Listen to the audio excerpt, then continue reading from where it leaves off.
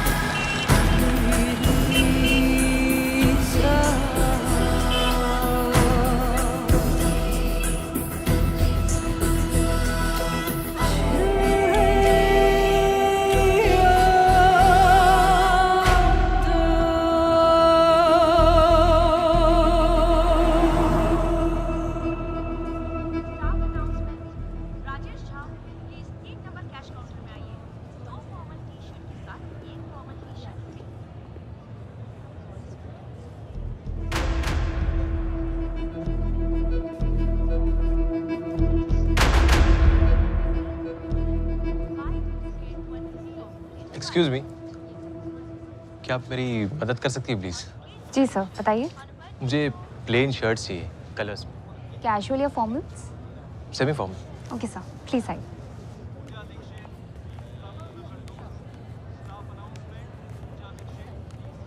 आपका साइज क्या होगा सर?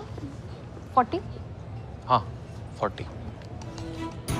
ओके, ये देखिए सर। अरे ये तो बहुत अच्छी है, मैं ट्राई करके आता हूँ।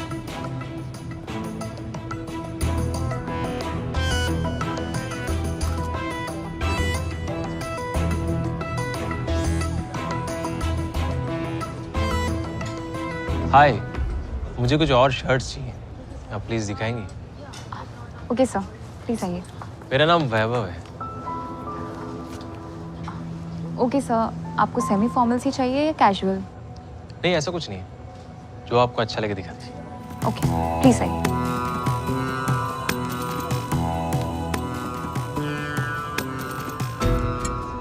सर, ये शर्ट आपके ऊपर बहुत जचेगी। नहीं, ये नहीं। ओके, मैं कुछ और दिखाती हूँ। एक्सक्यूज मी, यस वो प्राजक्ता नहीं आई आज? सर, प्राजक्ता का लंच टाइम है, मैं दिखाती हूँ ना आपको। कोई बात नहीं, कोई बात नहीं, मैं तब तक वेट करूँगा।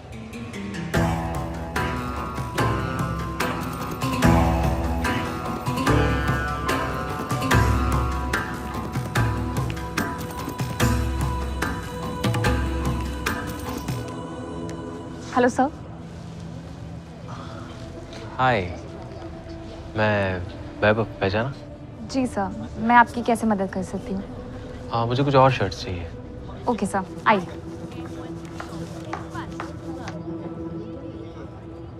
सर, इस हफ्ते आप 5 बार आ चुके हैं।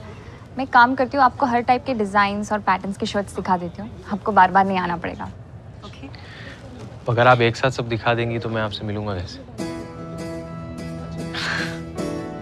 मजाक कर रहा हूँ, आप प्लीज़ गलत मत समझिए, बिल्कुल गलत मत समझिए। एक्चुअली क्या है ना, आपकी शर्ट्स की चॉइस इतनी अच्छी है कि आप जो भी दिखाती है मैं झट से खरीद लेता हूँ।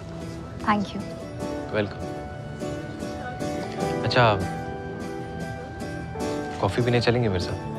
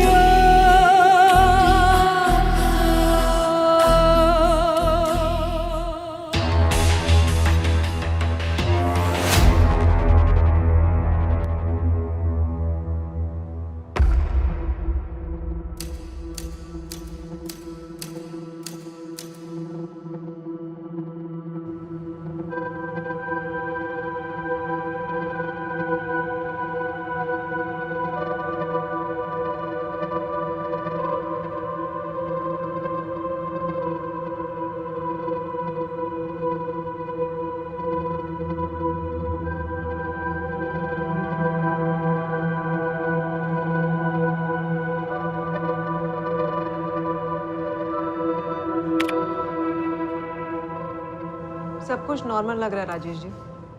रोज की तरह प्राजक्ता अपने काम पर आई और नॉर्मल अपने टाइम पर शाम को निकल गई। मैम फिर प्राजक्ता अपने घर क्यों नहीं पहुंची है? आपने इसके पति जतिन नारायण से बात की है? उसका फोन बन जा रहा है, पर आप तो उससे पहले बात कर चुके हैं ना। देखो जतिन, मुझे तुमसे बात करने में कोई दिलचस्पी नहीं है। मैं बस ये जानना चाहता हूँ कि क्या प्राजक्ता वहां आई है? वो घर नहीं पहुंची अभी तक? आई थी, गला घोट कर मार दिया मैंने उसको। ठीक, अब तुझे जो करना है कर ले। जतिन! ये आवाज नीचे। अब मैं तेरी बहन का पति नहीं। वो क्या करती है, किससे मिलती है, कहाँ जाती है, मुझे घंटा फर्क नहीं पड़ता। पर अब वो क्यों आएगी यहाँ मेरे पास? मिल गया होगा उसे कोई नया आशिक, गुलछर्रे उड़ा रही होगी उसी के साथ। देखो आरव, इसे फिनिश करो, पूरा फिनिश करना। हाँ, क्या हुआ? वो जतिन कह रहा है कि प्राजक्ता वहां नहीं आई। आप प्राजक्ता के स्टोर मैनेजर को कॉल करके देखिए ना। किया था। वो कह रहा है कि आई थी लेकिन हमेशा की तरह शाम 7 बजे निकल गई। 11:30 बज गए हैं। प्राजक्ता इतनी लेट कभी नहीं होती है। मैम आपने कहा था कि मिसिंग केस में आप 48 घंटे इंतजार करने के बाद ही जांच शुरू करते हैं। मेरी बहन को गायब हुए लगभग 2 दिन हो चुके हैं मैम। परसों रात से घर नहीं लौटी है। मैम मुझे बहुत चिंता हो रही है। मेरी बहन काम से सीधा घर आती है अपने बेटे आरव के पास, वो अब तक आई नहीं है। मैम प्लीज आप कुछ कीजिए। मैं उनके घर गई थी पता करने साहब। 5 साल का बेटा है प्राजक्ता का।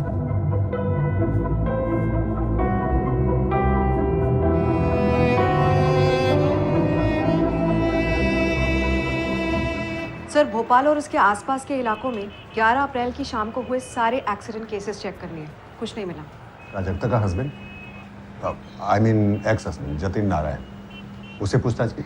सर, डाइवोर्स अभी तक हुआ नहीं है, मामला कोर्ट में है। लेकिन प्राजक्ता के भाई राजेश के अकॉर्डिंग जतिन थोड़ा वायलेंट आदमी है, मारपीट करता है। मैडम बहुत ही बेकार आदमी है ये जतिन, बिल्कुल भरोसे के लायक नहीं। पहले उसने खुद मेरी बहन प्राजक्ता को घर से बाहर निकाला, फिर उसे डाइवोर्स देने में भी नाटक कर रहा है। कोर्ट की पेशी में भी नहीं आता है वो। आरव 1 हफ्ते से बीमार था, हॉस्पिटल में एडमिट करना पड़ा था तो उसे। मेरी वजह से बीमार पड़ा? मैंने क्या बीमार उसे? कैसी बातें कर रहे हो? बेटा है तुम्हारा, एक बार मिलने तो आ सकते थे ना तुम। और हॉस्पिटल के खर्चे का क्या? मैंने तुमसे बस एक बार पैसे मांगे और तुम तो अपना फोन बंद करके बैठ गए थे। कोई पैसे वैसे नहीं मेरे पास। और घर छोड़कर तुम गई थी प्राजक्ता। उस समय तो बहुत उछल उछल कर कहा था तुमने कि कोई जरूरत नहीं तुम्हारी, मैं सब संभाल लूंगी। तो और क्या करती अम्मा? तुम्हारा ये लाडला बेटा मुझ पर हाथ उठाता था, आरव को पीटता था, उसका क्या? और तुमने तो मौन व्रत धारण कर लिया था। बात करेगी मेरी बात से खिसका दो। खबरदार मेरी बहन पे हाथ उठाए तो हाथ तोड़ दूंगा तेरा मैं। ये तुम दोनों निकलो यहाँ से, सारा दोनों मिलकर लौटों को फंसाते हो। निकलो यहाँ से। बस बहुत हो गया। अब मैं नहीं, पुलिस तुम्हारे पास आ गई जतिन। तुम्हारा अगर बैंड नहीं बजा दिया ना, मेरा नाम भी प्राजक्ता नहीं। ये जो करना है कर, जिसे बुलाना है बुला। मैं बताता हूँ सबको, साला बच्चा मेरा नहीं किसी और का है।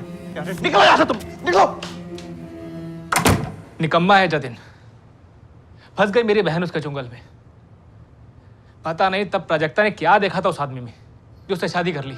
जतिन का कोई भरोसा नहीं है, वो कुछ भी उल्टा सीधा कर सकता है। राजेश, ये जतिन को सबक सिखाने के लिए तो कहीं तुम्हारी बहन जानबूझ करके गुमशुदा होने का नाटक तो नहीं कर रही? क्या बकवास कर रहे हैं आप? मेरी बहन अपने बेटे आरव को छोड़कर ड्रामा करेगी? आप हम पर शक कर रही हैं? उस जतिन को पकड़िए ना आप, अरेस्ट कीजिए उसे, तोड़िए, इससे पहले वो मेरी बहन के साथ कुछ गलत करे। नहीं पता कहाँ है जतिन, गया होगा कहीं। कहाँ जा सकता है वो? सुनाई कम देता है क्या आपको? कहा ना, नहीं पता कहाँ गया है या कहाँ जा सकता है। ये सब उस प्राजक्ता और उसके भाई राजेश का किया धरा है। जाके कहीं छुप गई होगी और मेरे बेटे के पीछे आपको लगा दिया उसे परेशान करने के लिए। यही धमकी देके गए थे दोनों। देखिए सावित्री जी, अगर आपका बेटा सामने से पुलिस से बात नहीं करता है तो उसकी परेशानी बढ़ेगी।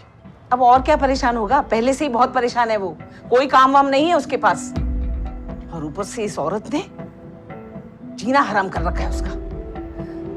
बिना कोई मतलब दोनों भाई बहन हाथ धो के पीछे पड़े हैं उसके। अर्पिता, मैं ट्रेंडी स्टोर दोबारा गया था, पर वहाँ किसी ने भी प्राजक्ता के बारे में कोई ऐसी बात नहीं कही जो अटपटी या एबनॉर्मल हो। सर, उसके भाई राजेश पे तो मुझे डाउट है। लेकिन प्राजक्ता अपने बेटे को ऐसे छोड़कर अपने एक्स हस्बैंड जतिन को सबक सिखाने के लिए नाटक नहीं कर सकती। यार आशिमा, अगर तुझे थोड़ा भी डाउट है ना तो तू प्लीज जाके पुलिस को सब बता दे। वैसे भी अब प्राजक्ता का मिसिंग होना सारे न्यूज़पेपर्स में है। पर तुझे लगता है क्या प्राजक्ता ऐसा कुछ करेगी, और वो भी अपने बेटे आरव को यूं छोड़कर? देख यार, तुझे क्या लगता है मुझे क्या लगता है इससे कोई फर्क नहीं पड़ता। अगर प्राजक्ता उस लड़के के साथ भाग गई है ना तो ये बात पुलिस को पता होना जरूरी है, वरना तुझ पे आ जाएगा कि तूने इतनी बड़ी बात छुपाई।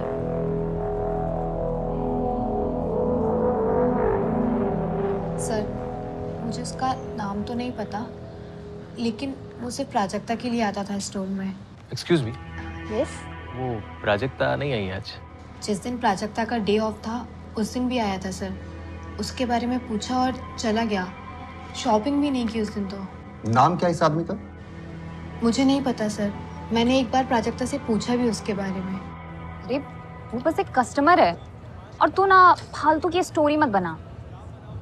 कुछ तो स्टोरी होगी ना प्राजक्ता, वो बस तेरे लिए और तेरे बारे में पूछता है। तू जो शर्ट दिखाती है फटाक से खरीद लेता है। तो शायद मुझसे अट्रैक्टेड होगा, बट मुझे क्या फर्क पड़ता है। वो जितनी शर्ट्स खरीदेगा मुझे उतना ही ज्यादा कमीशन मिलेगा। और वैसे भी तुझे तो पता है कि मुझे पैसे की कितनी ज्यादा जरूरत, सब कुछ अकेले मैनेज करना पड़ता है। तुझसे ना प्यार हो गया उसे प्राजक्ता। वैसे नाम क्या है उसका? नाम तो याद नहीं है, और सच कहूँ तो मुझे इंटरेस्ट भी नहीं है उसका नाम जानने में। और तू प्लीज अपने दिमाग के घोड़े मत दौड़ा। प्राजक्ता को लगा कि मैं कुछ ज्यादा ही सोच रही हूँ सर, लेकिन बिना आग के धुआं भी तो नहीं होता ना, इसलिए सोचा आपको बता दूं। वो कितने दिनों से स्टोर पे आ रहा था और आखिरी बार कब आया? 2 हफ्ते या 20 दिन से आना शुरू किया था, पर पिछले 7 दिनों में मैंने उसे स्टोर पे नहीं देखा सर।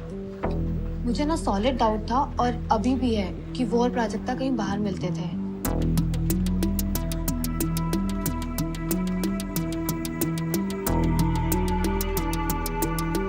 यही था सर, यही आदमी।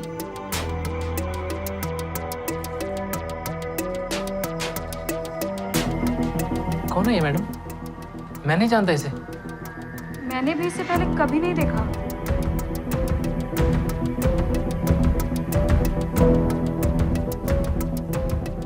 आरव बेटा, ये अंकल को आपने पहले कभी देखा है? मम्मी के साथ आप बाहर घूमने जाते थे ना, तभी अंकल मिले थे आपको?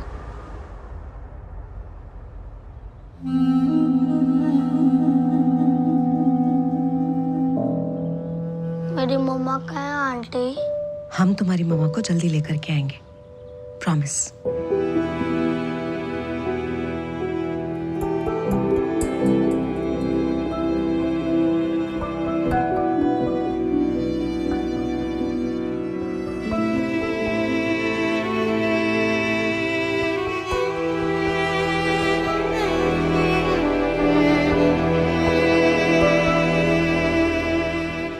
हरीश, मुझे उस नंबर के डिटेल्स चाहिए जल्दी।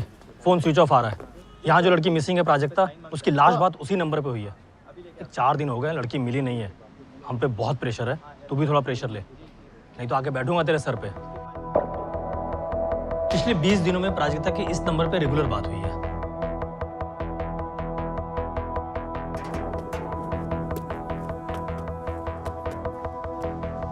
यही लड़का होगा, स्टोर पे बार बार आना, प्राजक्ता के बारे में पूछना, हाथ धो के पीछे पड़ा हुआ था।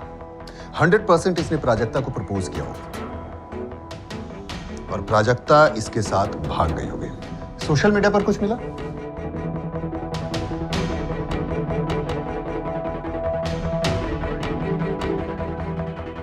प्राजक्ता का सोशल मीडिया अकाउंट है, पर बहुत कम पोस्ट करती है। और इस बंदे का कुछ नहीं मिला है। साइबर टीम फोटो से रिवर्स सर्च कर तो रही है, पर अभी तक कुछ भी हाथ नहीं लगा। गुड मॉर्निंग सर, आ जाओ अंदर। अरे आजा अशफाक, कल बुलाया था, आज आ रहा है। हाँ सर, वो दूसरे केस में बिजी था, थोड़ा फंस गया था। साला हमसे ज्यादा कैसे थे तेरे पास? हाँ अरे सर, थोड़ा बहुत कर लेता हूँ। अरे वो केस छोड़ और इस पे लग जा। मुझे इन दोनों की पूरी खबर चाहिए। अगर बाहर मिलते थे तो कहाँ मिलते थे और कितनी बार मिले? कॉफी शॉप, रेस्टोरेंट, पार्क सब पता लगा। ये तो वो गारमेंट स्टोर वाली लड़की है ना, मिसिंग है ना? अशफाक, तो हमसे पूछ रहा है या हमें बता रहा है? कोई खबर है तो बोल। अभी तक तो नहीं है, लेकिन कल तक इनकी सारी हिस्ट्री ज्योग्राफी निकाल के दे दूंगा। ठीक है, फिर लग जा काम पर। चलता हूँ साहब। ये प्राजक्ता का हस्बैंड जतिन, ये भी रफू चक्कर हो गया है। 22 की उम्र में कि निकम्मे से प्यार हो गया और शादी कर ली, फिर बच्चा हो गया और दोनों की शादी बिखर गई। ये आजकल के यंगस्टर ना हर चीज में जल्दी में रहते हैं, फिर बाद में पछताते हैं, लेकिन फिर भी रुकते नहीं है। लाइफ में एक और नया एडवेंचर। 99.9% प्राजक्ता इस बंदे के साथ भाग गई है। खैर, हमारे लिए मिसिंग कंप्लेंट है, प्राजक्ता को ढूंढना जरूरी है।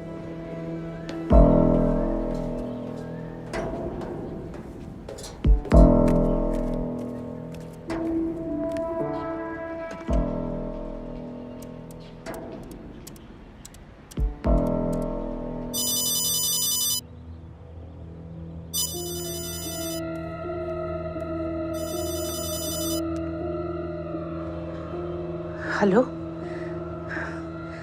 कैसा है तू बेटा? ठीक हूँ माँ, तुम कैसी हो? और वहाँ की क्या खबर है? पुलिस तो हमारे घर पर किद की तरह नजरें गाड़े बैठी है। मुझे तो लगता है कि मेरा भी पीछा कर रही है। चिंता मत कर माँ, रखता हूँ माँ, बाद में फोन करूँगा। एक बात सच सच बता, कहीं तूने ही तो प्राजक्ता के साथ कुछ? रखता हूँ माँ, बाद में फोन करूँगा।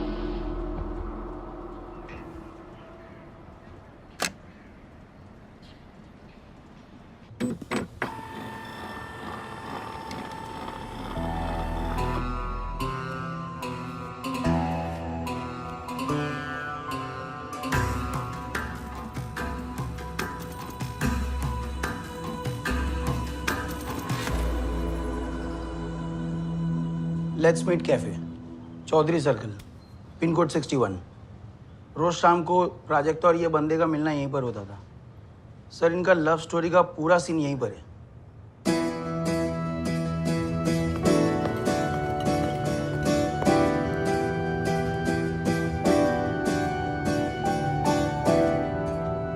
मुझे पता था तुम मुझे कॉफी के लिए जरूर पूछोगे।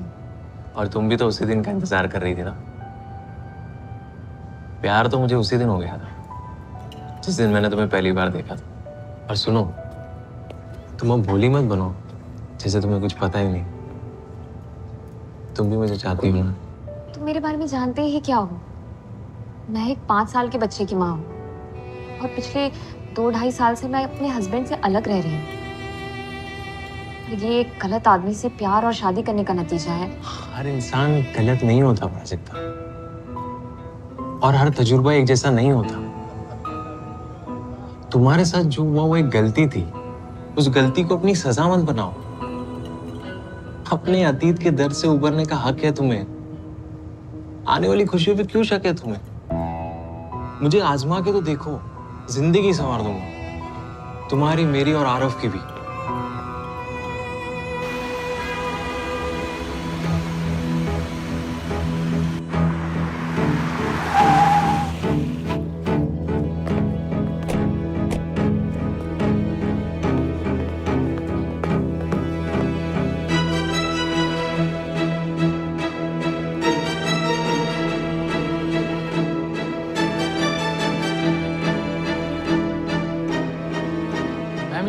प्राजक्ता का दोस्त भी तो हो सकता है। मेरी बहन किसी के साथ जाएगी क्यों? आप खुद सोचिए, 5 साल का प्यारा सा बेटा है उसका, उसे छोड़कर वो किसी के साथ भागेगी क्यों? मैं कुछ नहीं कह रही हूँ राजेश, ये फोटोज अपने आप में एक कहानी बयान कर रही हैं। तुम सच में इस आदमी को नहीं जानते? मैं क्या बकवास कर रही हैं आप? अगर मैं इसे जानता होता तो इसी तरह पूछता ना कि मेरी बहन प्राजक्ता कहाँ है।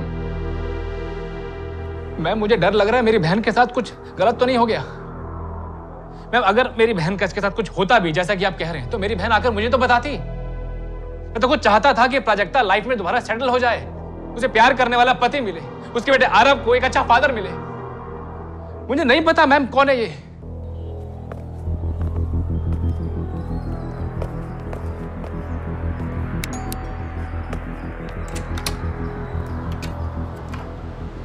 जी कहिए। वैभव प्रसाद यहीं रहते हैं। वैभव प्रसाद ये कौन है? सिम कार्ड के फॉर्म पे तो यही एड्रेस है, आपका एड्रेस। कमाल है, मेरे घर पर कोई वैभव प्रसाद रहता है और मुझे पता ही नहीं। ये घर मेरा, अलका राठी और मेरे पति मुकेश राठी का है और हम किसी वैभव प्रसाद को तो नहीं जानते। एड्रेस तो नकली है, पता नहीं ये वैभव प्रसाद नाम भी असली है या नहीं। एक और अजीब बात है, सिम कार्ड 1 महीने पहले ही लिया गया था और कॉल रिकॉर्ड में सिर्फ एक ही नंबर है, प्राजक्ता का नंबर। यानी सिम कार्ड सिर्फ प्राजक्ता से बात करने के लिए ही लिया गया था। ये वैभव प्रसाद कैरेक्टर प्राजक्ता को टारगेट कर रहा था।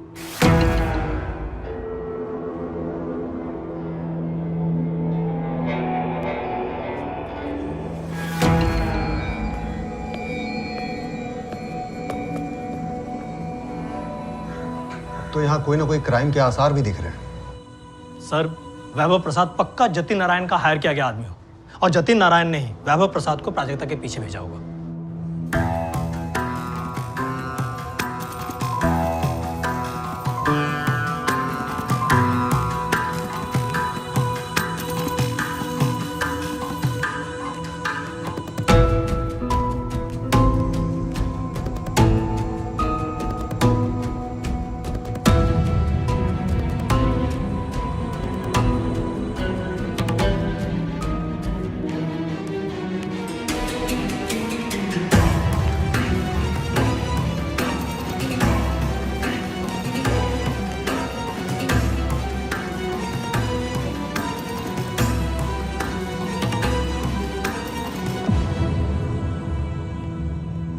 तुम ये कह रहे हो कि प्राजक्ता का मर्डर करने के लिए भेजा गया इस वैभव प्रसाद को?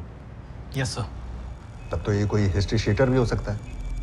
पता करो इसका कोई अगर क्रिमिनल रिकॉर्ड है। और हाँ, जतिन नारायण के फोन रिकॉर्ड से ऐसा कुछ मिला जो सस्पिशियस हो? नहीं सर। सारे पुलिस स्टेशंस को अलर्ट मोड पे डाल दो और खोद निकालो इस वैभव प्रसाद को, उर्फ जो भी इसका असली नाम है।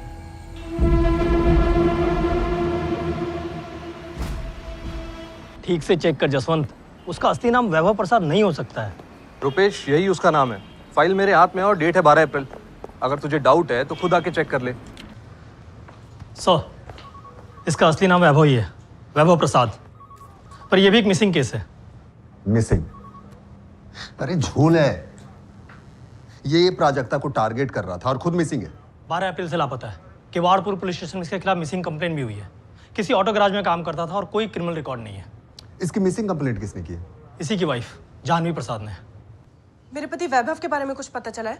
अभी तक तो नहीं जानवी, पर तुमसे एक जरूरी बात करनी है। किस बारे में? क्या हुआ है मेरे हस्बैंड को? कहाँ है वो? क्या वो इस लड़के के साथ भाग गया? यही कहना चाहते हैं ना आप? कौन है ये लड़की? भाग गया हम नहीं, तुम कह रही हो जानवी। मतलब तुम्हें पता है ये इसके साथ भाग गया है? तुम जानती हो प्राजक्ता के बारे में? तुम्हें पता है तुम्हारे पति के साथ इसका कुछ चल रहा था?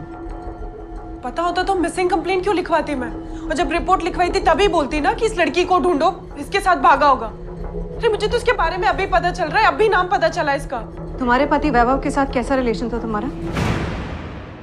मतलब प्रॉब्लम क्या थी तुम दोनों के बीच?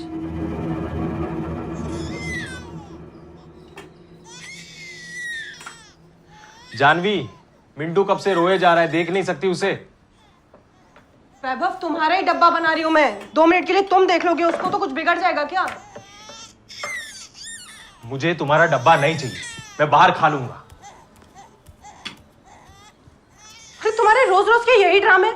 बाहर खाना खाने को तैयार हो, लेकिन 2 मिनट के लिए मेरी हेल्प नहीं कर सकते? हाँ, नहीं कर सकता हेल्प। तुम सब काम छोड़कर किचन में डब्बा बनाना। और तुम सुबह से कहां बिजी हो? क्या कर रहे हो? सिर्फ चाय सिगरेट। मैं जा रहा हूँ, रात को भी बाहर खा लूंगा। कम से कम तुम्हारी चिक चिक से तो शांति मिलेगी। वैभव, तुम्हें एक काम करने को कहा था मैंने, वो भी नहीं हुआ तुमसे। अरे शादी क्यों की मुझसे? इतने बड़े बड़े जो वादे किए थे सब झूठे थे क्या वो? वैभव, झगड़े होते थे, बहुत झगड़ते थे हम दोनों। कभी कभी तो 1-1 हफ्ते तक एक दूसरे से बात नहीं करते थे। वो अपने फोन में लगा रहता था और मैं मिंटू में घर के काम में लगी रहती थी। हाँ, पर रोज काम खत्म करने के बाद घर जरूर आता था। उस दिन शाम को जब मैं उसके गैराज गई तो पता चला वो तो 4 बजे ही चला गया वहां से। उसके बाद कहाँ गया कुछ पता नहीं। और अब आप कह रहे हैं कि उसका किसी औरत के साथ चक्कर था।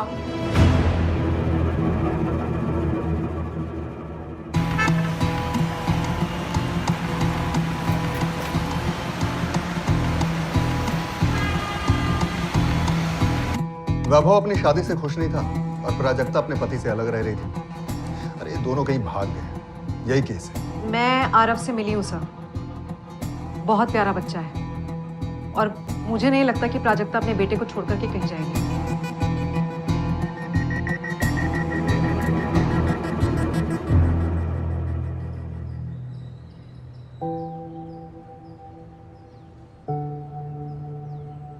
मम्मा वापस कब आएगी मामी? आरव, मम्मी जल्दी वापस आ जाएंगे। मम्मा मुझे छोड़कर क्यों गई? छोड़कर नहीं गई है बेटा। तो फिर कहाँ गई मेरी मम्मी? मम्मी ना किसी काम से गई है, हम जल्दी उन्हें वापस ले आएंगे। लो खाओ तुम। फोन रिकॉर्ड्स कल तक आएंगे रुपेश, थोड़ा टाइम लग रहा है, वो क्या है ना दूसरे केसेस में बिजी थे हम। आई अंडरस्टैंड जसवंत, बट ये केस भी अर्जेंट है। और हाँ, प्राजक्ता से बात करने के लिए वैभव एक नया नंबर यूज़ कर रहा था, लेकिन वैभव की वाइफ जानवी ने जो तुम्हें नंबर दिया है वो उसका दूसरा नंबर है। हमें उस नंबर के कॉल रिकॉर्ड्स चाहिए। उस नंबर की कॉल रिकॉर्ड्स कल तक मिल जाएंगे। वैसे मुझे नहीं लगता कि ये कोई मिसिंग केस है। ये वैभव प्रसाद और प्राजक्ता तिवारी दोनों अपनी जिम्मेदारियों से पीछा छुड़ाना चाहते होंगे, मिले, प्लान बनाया और भाग गए।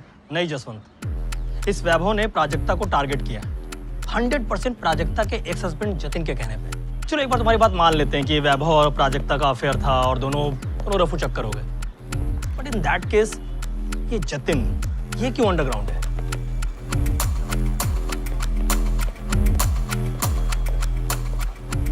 सलाम मैडम। हाँ कृष्णा, क्या लाया? मोनू जायसवाल को जानती है मैडम? नाम तो सुना हुआ लग रहा है। 3 आप मर्डर केस है जिसपे 2 साल पहले आपने उसको पकड़ा था, धरीवाल मर्डर केस में।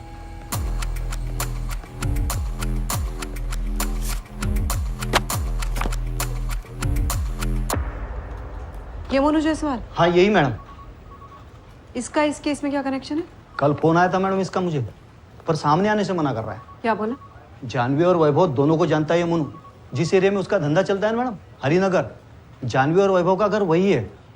अरे इतना सस्पेंस मत बना यार, क्या बोला उसने ये बता, मुद्दे पे आ। मोनू ने वैभव का पीछा किया था, प्राजक्ता और वैभव के बारे में पूरी इन्फॉर्मेशन निकाली थी और वो ऐसा कह रहा था कि ये करने के लिए उसको जानवी ने कहा था।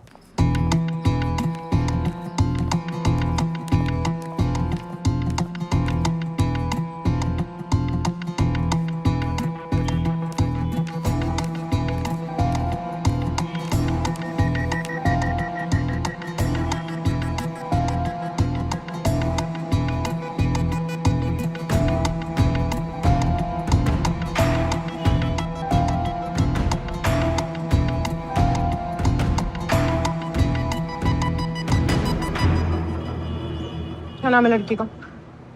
वो नहीं मालूम, लेकिन लड़की यही है जिससे आपके हस्बैंड का सीन चालू है। क्या करना है मैडम इसका?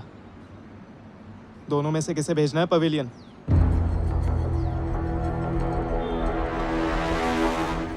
मोनू जायसवाल को पकड़ने में हमें ज्यादा टाइम नहीं लगेगा जानवी, उससे पहले तुम ही बता दो। हमें पता है कि मोनू जायसवाल ने तुमसे पूछा था किसको पवेलियन भेजना है। मैंने उसकी बात का कोई जवाब नहीं दिया था, मुझे सिर्फ उस औरत के बारे में जानना था। मैं उससे मिलना चाहती थी, उसे बोलना चाहती थी कि भगवान के लिए मेरे पति को छोड़ दे। जब पहले तुमसे पूछा था तब तुम्हें इस औरत के बारे में कोई आइडिया नहीं था? अब भी कोई आइडिया नहीं है मैडम। यहाँ पर वैभव को लेके मेरे मन में जो डाउट था उसका जवाब मुझे मिल गया। अगर वैभव ने मुझे छोड़ दिया तो मैं कहाँ जाऊंगी, मैं क्या करूंगी? 4 साल पहले वैभव से मिली थी, मैं 2nd ईयर कॉलेज में थी। जब पापा को उसके बारे में पता चला तो उन्होंने बहुत गुस्सा किया, लेकिन पता नहीं मुझे उसमें ऐसा क्या दिखा कि एक दिन सब कुछ छोड़कर मैं उसके साथ भाग गई। घर, वाराणसी, माँ बाप सब कुछ पीछे छूट गया। लेकिन अब समझ आता है कि कितनी बड़ी बेवकूफ थी मैं। ये सब करके मुझे क्या मिला? रोज के झगड़े, एक आदमी जिसके लिए मैंने अपना सब कुछ दांव पे लगा दिया, वो ऐसा निकलेगा मैंने कभी सपने में भी नहीं सोचा था। मिंटू के पैदा होने के बाद भी उस आदमी में कोई सुधार नहीं आया। उसे सिर्फ एक काम आता था, उससे झगड़ा करना। पिछले कुछ दिनों से उसका बर्ताव मुझे बहुत अटपटा लग रहा था। मुझे शक था कि उसे कोई और मिल गई। इससे पहले कि वो मुझे छोड़ दे, मैं उस लड़की से मिलना चाहती थी, उसे बोलना चाहती थी कि किसी और को ढूंढ ले, बस मेरे पति को छोड़ दे। जानती हूँ मैं तुम्हें कोई और मिल गई, तभी तो सारा दिन फोन से चिपके रहते हो। किसी और के बारे में सोचना भी मत वैभव, वरना सारी जिंदगी पुलिस और कोर्ट के चक्कर लगाते रह जाओगे। मैं तुम्हें वार्निंग दे रही हूँ। अपना परिवार इसलिए छोड़कर नहीं आई तुम्हारे लिए कि तुम कहीं और जाकर मुंह मारो। और ये तो बिल्कुल भी मत सोचना कि मैं एक अबला नारी हूँ जो चुपचाप बैठकर सब कुछ सहती रहूंगी।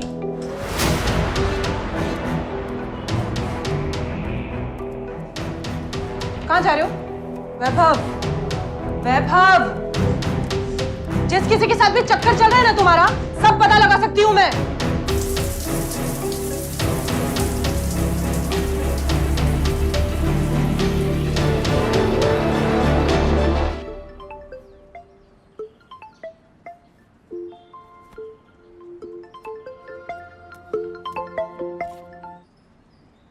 हेलो, क्या मैं वैभव से बात कर सकती हूँ?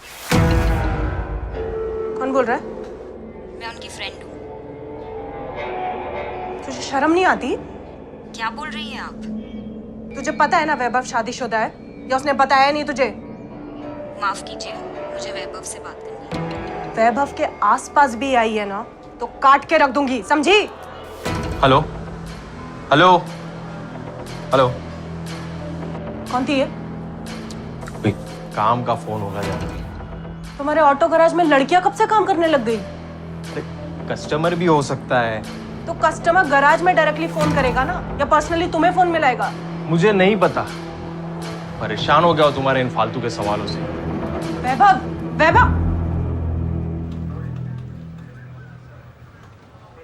ये वही औरत थी। वो नंबर मैंने पहले भी देखा था। फोन मिलाने की कोशिश करी तो फोन बंद आ रहा था।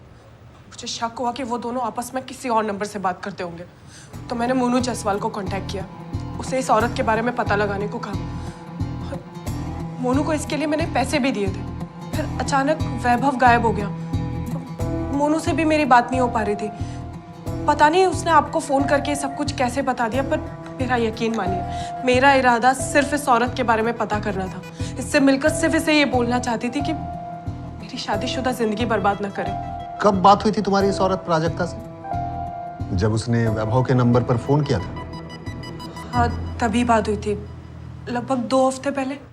ये वैभव के इस नंबर पे कॉल आया था? ये नंबर तो मेरे पास है ही नहीं।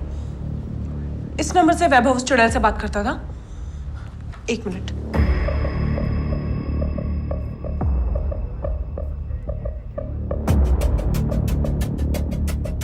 ये नंबर है वैभव का, जो पहले से उसका नंबर है, जो मेरे पास है। तुम्हें वो नंबर याद है जिससे प्राजक्ता वैभव से बात किया करती थी? बिल्कुल याद है, रट लिया था मैंने वो नंबर। फोन भी मिलाया था, पर साली चुड़ैल ने फोन बंद कर दिया था। 1 मिनट। ये वो नंबर।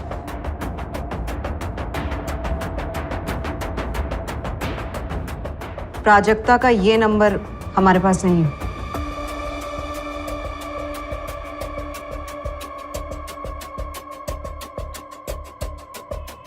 ट्रिपल 4545252। जानवी ने ये नंबर वैभव के फोन से लिया था, और वैभव के पिछले 2 महीने के कॉल रिकॉर्ड में उसके ओरिजिनल नंबर पे इस नंबर से वैभव की कई बार बात हुई है। स्टोर की सीसीटीवी फुटेज और वैभव ने जिस नकली एड्रेस पे सिम लिया था, दोनों की एक्टिविटी ट्रैक करें तो लगभग 1 महीना बीत चुका है। पर प्राजक्ता से वैभव तो 20 दिन पहले ही मिला है। तो फिर ये नंबर किसका है? 444545252। इस वक्त ये नंबर बंद है सर, और जानवी भी कह रही है कि काफी टाइम से नंबर स्विच ऑफ आ रहा है। जानवी ने शायद हमें पूरा सच नहीं बताया।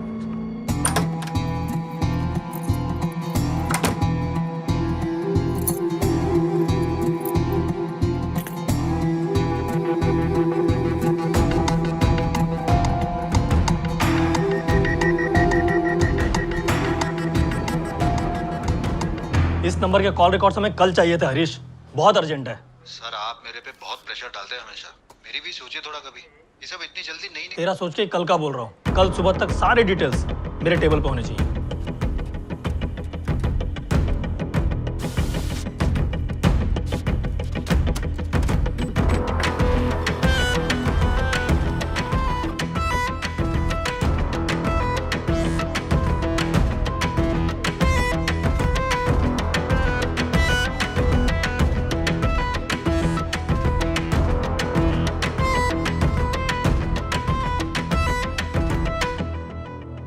अब ये कौन लड़की है?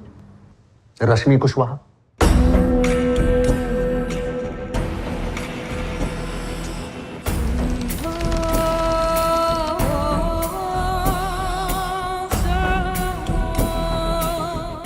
एड्रेस भी है।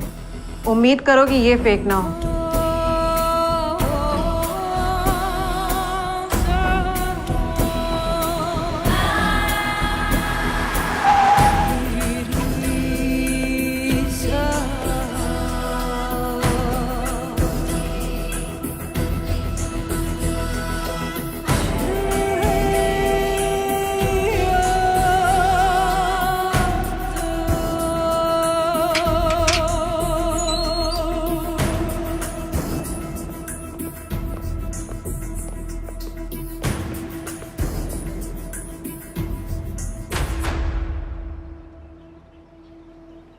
ये रश्मि कुशवाहा 12 नंबर कोठी में रहती है?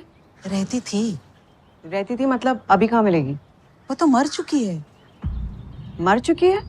जी हाँ। ओम श्री पितृदेवताभ्यो नमः। ओम श्री सर्व पितृदेवताभ्यो नमः। ओम श्री विष्णुवे नमः।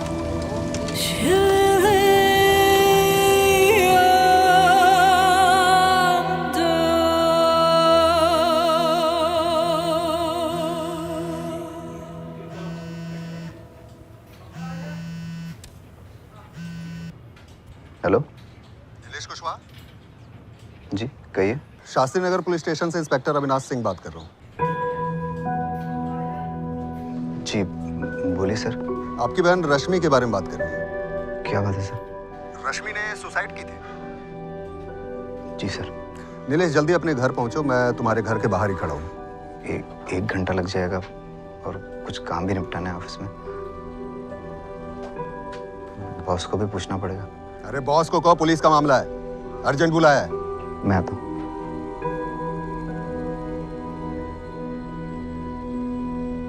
सर, सुसाइड की report local police station Chandra Nagar में रिपोर्ट की गई थी। और एक बात और सर, रश्मि ने 11 अप्रैल की रात को आत्महत्या की है। उसी रात तो प्राजक्ता और वैभव भी गायब हुए थे। हाँ सर। हाँ सर, मैंने वैभव प्रसाद के बारे में सुना है, लेकिन कभी मिला नहीं। मेरी बहन रश्मि के साथ उसका क्या रिश्ता था मुझे नहीं पता सर। तो फिर उसके बारे में कहाँ से सुना? सर वो रश्मि के सुसाइड लेटर से पता चला था। सुसाइड रिपोर्ट से हमें यह पता चला कि रश्मि छत पे गई और अपने ऊपर केरोसिन छिड़ककर आग लगा दी। तुम तो घर पे ही थे ना नीलेश? जी सर। तो फिर तुम्हें कैसे पता नहीं चला रश्मि ऐसा कुछ कर रही है या करने का सोच रही है? सुसाइड? काश मैं भांप लेता सर। रश्मि बहुत डिप्रेस थी, बहुत परेशान थी, लेकिन वो सुसाइड कर लेगी ये मैंने सोचा नहीं था सर। उस रात मेरा दोस्त गौरव घर आया था। रश्मि भी गौरव से मिलकर बहुत खुश थी। उसने कहा आज बाहर से चाइनीज ऑर्डर करते हैं।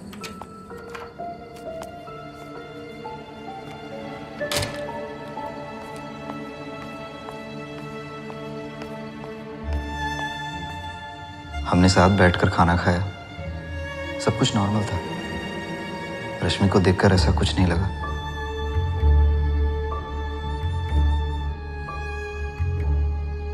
फिर मैं और गौरव सोने चले गए। हम इतनी गहरी नींद में थे कि रूम के बाहर क्या चल रहा है पता ही नहीं चला।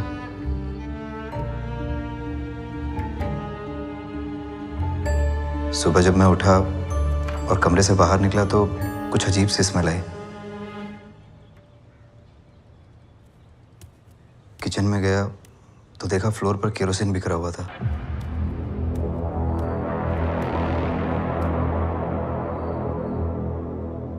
मुझे समझ में नहीं आया कि घर में केरोसिन कहां से आया।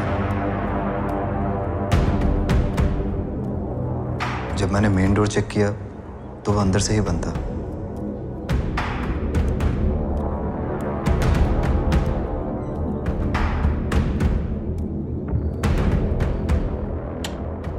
रश्मि? रश्मि? मैं रश्मि को उसके कमरे में जगाने गया तो देखा वो वहां नहीं थी।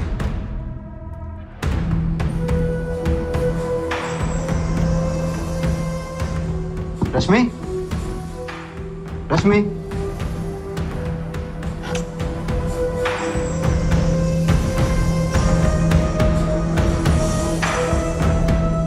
मुझे लगा शायद वो छत पर सोने गई होगी।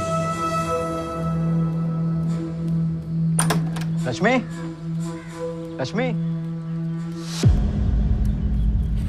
रश्मि, रश्मि, रश्मि, रश्मि,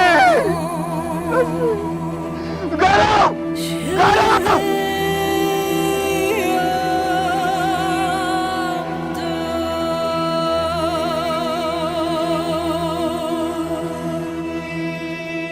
रश्मि की बॉडी पूरी तरह से जल चुकी थी।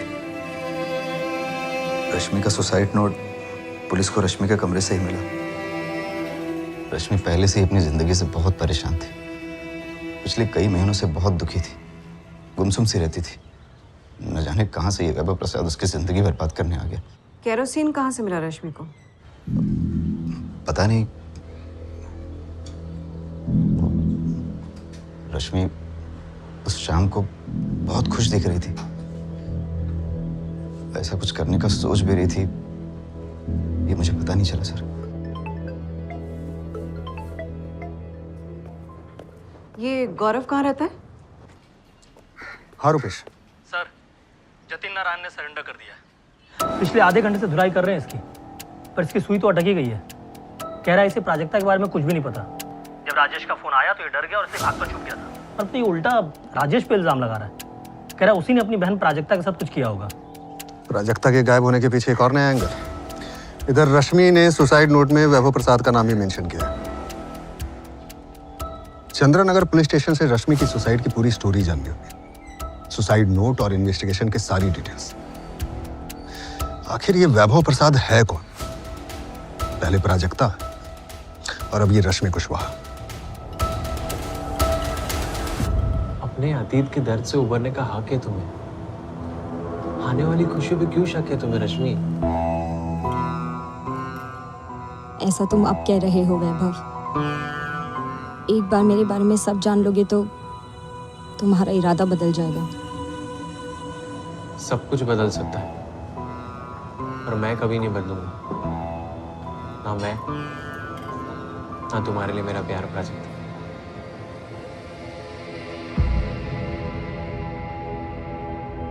कहते हैं truth is stranger then fiction.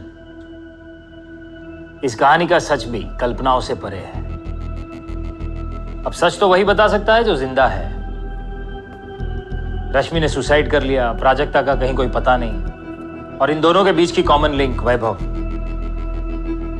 वो भी मिसिंग है। तो पुलिस अब सच तक पहुंचेगी कैसे? क्या जतिन नारायण सच जानता है, या जानवी प्रसाद,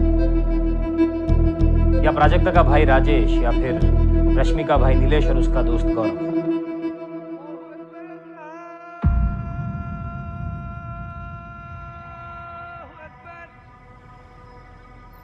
सर, मुझे वैभव प्रसाद के बारे में कोई आइडिया नहीं है सर।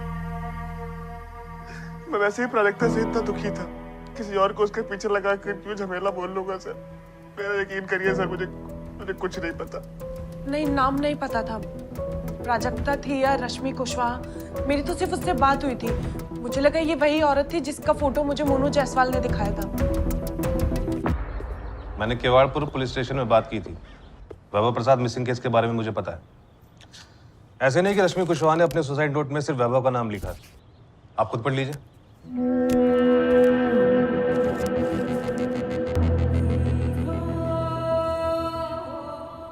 मैं आत्महत्या कर रही हूँ।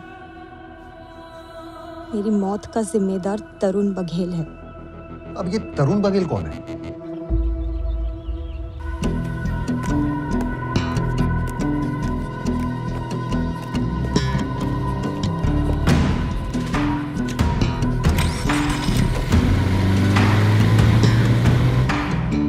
अब क्या बताऊं अविनाश जी, इस लड़की रश्मि ने हमारी नाक में दम कर दिया था। ये लड़की रश्मि हर दूसरे दिन हमारे थाने आ पहुंचती थी, कभी ये कभी वो। आपने उस तरुण बघेल को क्यों छोड़ा? हमने नहीं छोड़ा, कोर्ट के ऑर्डर्स थे। आप आपने जानबूझ के केस ही इतना ढीला बनाया ताकि उसे बेल मिल जाए। आपको पता भी है अब वो हमें कितना परेशान कर रहा है, जीना हराम करके रख दिया हमारा।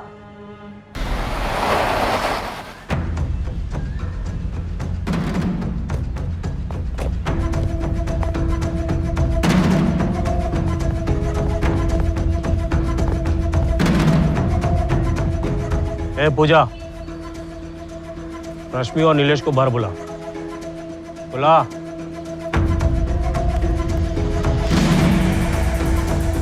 क्यों, क्या हुआ? वो छोड़ गए मुझे देख के? साक्षात तुम्हारे सामने खड़ा हूं।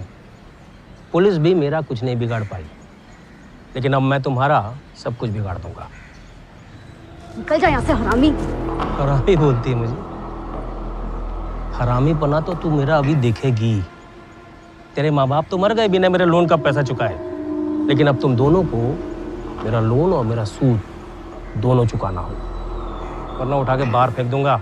हाथ लगा के दिखा तरुण, हाथ लगा के दिखा। हाथ है ना तेरे, ये उखाड़ के रख दूंगी।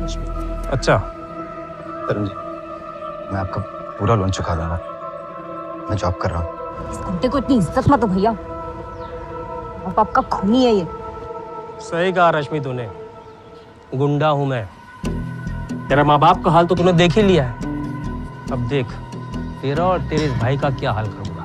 तरुण जी, आपके पैसे मिल जाएंगे, बस हमें कुछ दिन की मोहलत दे दीजिए। सिर्फ 2 महीने हैं तेरे पास। 25 लाख लोन और 5 लाख सूद, और उसके बाद अगर 2 महीने बाद अगर मुझे पैसे नहीं मिले, पहले दीवार टूटेगी फिर छत गिरेगी, और हाँ बुलडोजर भी चलेगा। लाके दिखा बुलडोजर, देख भी कैसे सर फोड़ती हूँ तेरा तरुण बघेल। बहुत उछल रही रश्मि, मुझे मालूम है तू कहाँ पढ़ती है, कैसे आती जाती है। बचेगी तभी सर फोड़ेगी ना।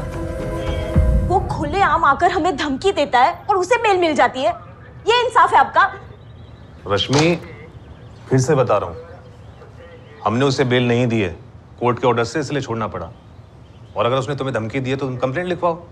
पहले भी कंप्लेंट की थी। मेरे माँ बाबा की मौत उसकी वजह से हुई है, उसका क्या एक्शन लिया आपने? रश्मि, हमने उसे गिरफ्तार किया था, अब उसे कोर्ट से बेल मिल गई है, इसका मतलब ये नहीं वो निर्दोष है।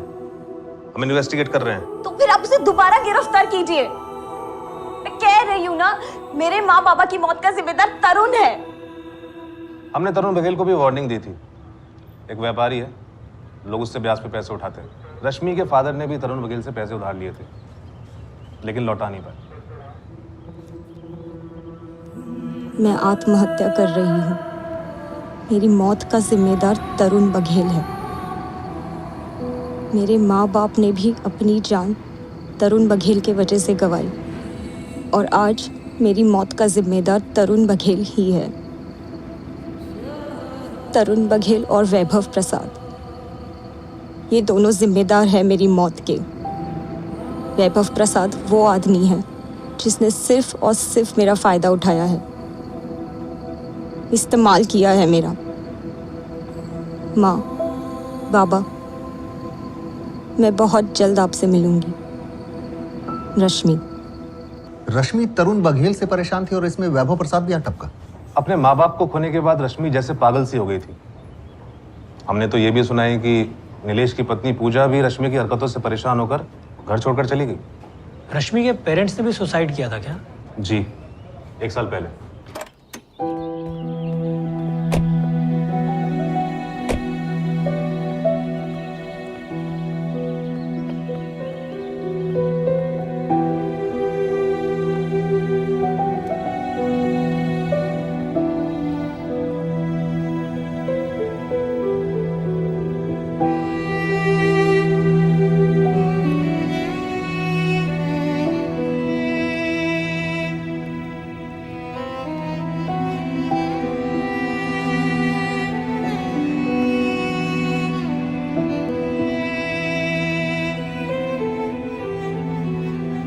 रश्मि के माँ बाप ने जहर खा लिया था।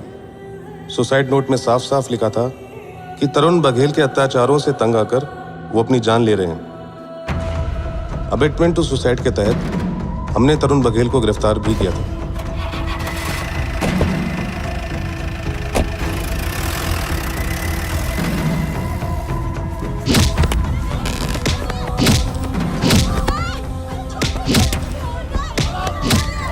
तरुण ने कन्फेस तो नहीं किया, पर हमें पता चला कि लोन ना चुका पाने की वजह से उसके गुंडों ने घर जाकर महेंद्र कुशवाहा और उसके परिवार वालों के साथ मारपीट की थी। तरुण पहले भी कई बार महेंद्र कुशवाहा और उसके परिवार वालों को सबके सामने बेइज्जत कर चुका था। पापा कुछ बोलिए पापा। महेंद्र और अनीता कुशवाहा केस की चार्जशीट में सब लिखा हुआ है, सारी डिटेल्स। अविनाश जी, आप तो जानते हैं कि अबेटमेंट ऑफ सुसाइड केस में आरोपी को आसानी से बेल मिल जाती है, पर ऐसे केसेस में चार्जेस प्रूव करना उतना आसान नहीं होता है। मैं रश्मि का दर्द महसूस कर सकता था, इसलिए जब उसके सुसाइड की खबर आई तो मेरा उस घर में दोबारा जाना बहुत तकलीफ देता।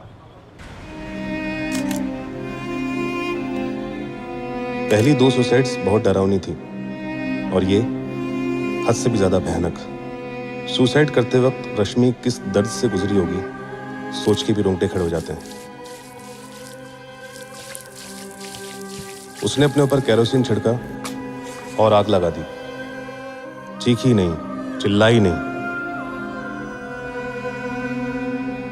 उसके भाई नीलेश और दोस्त गौरव ने कोई आवाज नहीं सुनी। पड़ोसियों को भी पता नहीं चला, ना कुछ सुना ना कुछ देखा। बहुत दर्दनाक रहा होगा, पर ये सब किस लिए? सिर्फ एक लोन के लिए? लोन जो नीलेश के फादर ने नीलेश का बिजनेस सेट करने के लिए लिया था। बिजनेस ठीक से शुरू होने से पहले ही ठप हो गया।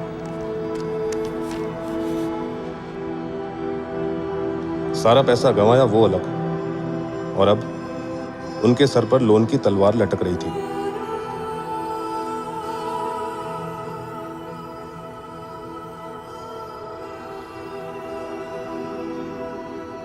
जब पैसे चुकाने की औकात नहीं थी तो पैसे लिए क्यों थे? देख महेंद्र, अगर मेरे पैसे गबन करने की कोशिश की तो छोड़ूंगा नहीं तुम लोगों को। घर से लात मार के बाहर निकालूंगा, सड़क पे पूरे परिवार को नंगा करके घुमाऊंगा। इसे पूरी धमकी मत समझना, जो कह रहा हूं वो करके दिखाऊंगा। इस सब का रश्मि पर बहुत असर पड़ा। हमेशा दुखी और परेशान रहती थी। इसकी जिंदगी में इस वैभव प्रसाद की कहां से एंट्री हो गई पता नहीं। अविनाश जी, आप कह रहे हैं कि इस वैभव ने प्राजक्ता नाम की लड़की को भी फंसाया था, तो हो सकता है कि रश्मि के साथ भी यही किया होगा। पहले उसे अपने प्यार के जाल में फंसाया होगा, फिर उसका इस्तेमाल करके छोड़ दिया होगा। रश्मि एक सदमे से उबर भी नहीं पाई थी, फिर ये वैभव सह नहीं पाई होगी।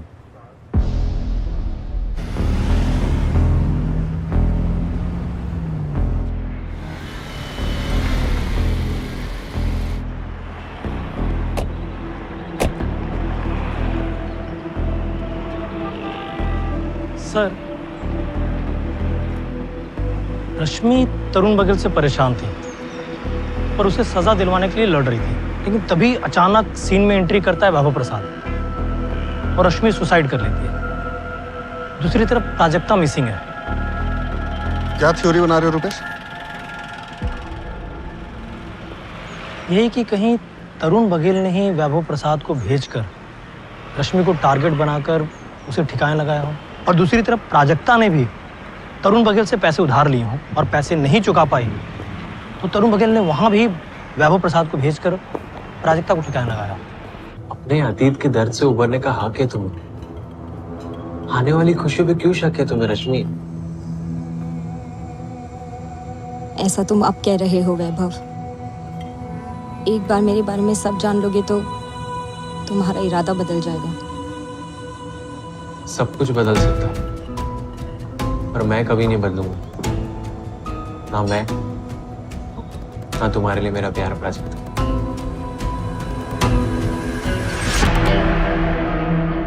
अगर तुम्हारा वैभव प्रसाद इतना शातिर है तो फिर कोई हिस्ट्री क्यों नहीं मिली? जी नहीं मैडम, मैं नहीं जानता किसी तरुण बघेल को। प्राजक्ता ने कभी कोई जिक्र नहीं किया तरुण बघेल के बारे में? नहीं। देखिए, मेरी बहन प्राजक्ता पहले तो कोई लोन लेगी नहीं किसी से, और अगर लिया भी हुआ तो मुझे पूरा विश्वास है वो लोन को चुकता भी करेगी। हाँ, शायद मुझे नहीं बताएगी उसके बारे में। बहुत ही स्वाभिमानी लड़की है प्राजक्ता।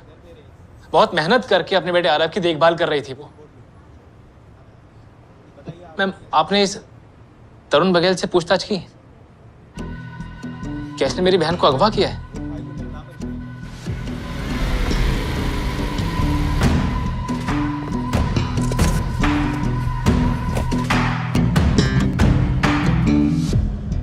भोपाल और भोपाल के बाहर ऐसे बहुत सारे लोग हैं जिन्हें मैं लोन पे पैसा देता हूँ। अब पैसा दिया है तो वापस भी तो चाहिए ना सर। आखिर हमें भी अपना परिवार पालना है। अब जो कोई पैसा वापस नहीं करेगा तो किसी न किसी तरीके से तो पैसा निकालना ही पड़ेगा। और सर कई बार तो मैंने रिटायर्ड पुलिस वालों को भी काम पे रखा है पैसा लाने के लिए। आप जब रिटायर होंगे तो आपको भी मैं। जितना सवाल उतना जवाब तरुण बघेल, वरना ये जो डंडा है ना सीमा पार कर देगा। महेंद्र कुशवाहा, अनीता कुशवाहा और रश्मि कुशवाहा, इन तीनों सुसाइड केसेस में तेरा नाम है। तो अगर मैं अपने पर आ गया ना तरुण बघेल, तो तुझे ऐसा घुमाऊंगा कि तू खुद गिड़गिड़ा के कन्फेस करेगा कि ये तीनों मर्डर तूने किया है।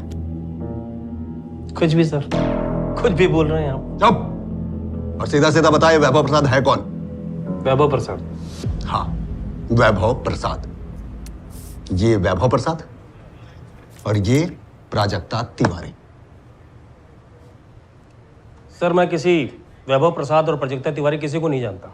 जब कोई पैसा वापस नहीं करता है, ज्यादा परेशान करता है, तो पैसा वसूलने के लिए अपने आदमियों को भेजता हूँ, डरा धमका के पैसा निकाल लेता हूँ। अब किसी को हायर करना और जिसे लोन दिया है उसे प्यार मोहब्बत के चक्कर में फंसा करके ब्लैकमेल करके पैसा वसूलना, सर ना तो इतना समय मेरे पास है और ना ये सब सोचने के लिए भगवान ने मुझे दिमाग दिया है।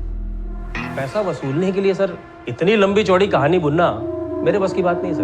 मैं एक व्यापारी आदमी हूँ, कोई नॉवल का राइटर नहीं।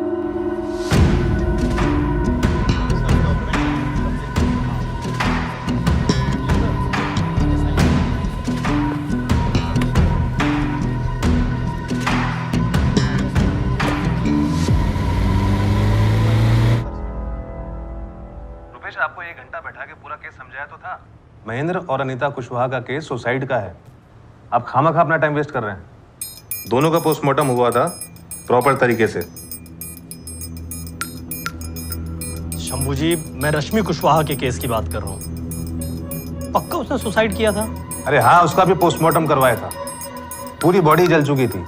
सुसाइड नोट पर रश्मि की हैंडराइटिंग से वेरीफाई हुआ कि उसने सुसाइड ही किया था, मर्डर नहीं हुआ था। और उसकी ज्वेलरी भी मिली थी कंकाल पर।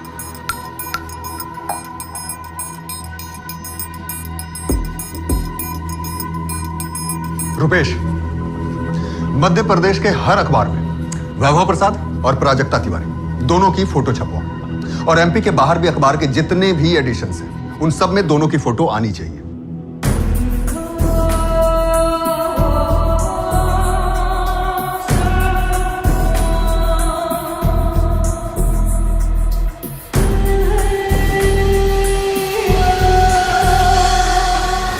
और हाँ, साइबर सेल में फोन करके विनीत को रश्मि के फोन और सोशल मीडिया अकाउंट की सारी चैट हिस्ट्री निकलवा।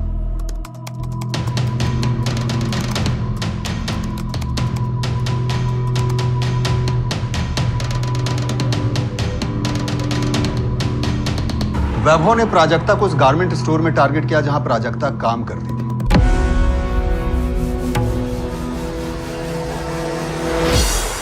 रश्मि कुशवाहा से वो कहां मिला, कहां टारगेट किया उसे?